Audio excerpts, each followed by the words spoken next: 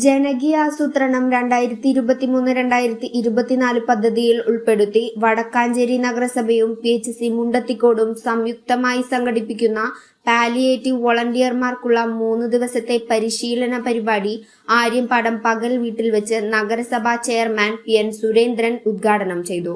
നഗരസഭാ vice chairperson Sheela Mohan അധ്യക്ഷത വഹിച്ചു.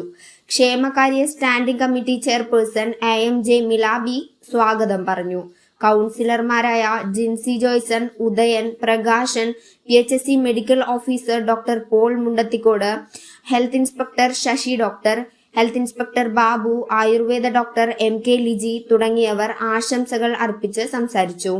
Palliative secondary staff nurse Divya AJ, Ardram nodal officer doctor Sreejith S Das, palliative care incharge officer doctor Jith U, RMO തുടങ്ങിയവർ പരിശീലന class എടുത്തു. പരിപാലനം നടന്നുകൊണ്ടിരിക്കുകയാണ്.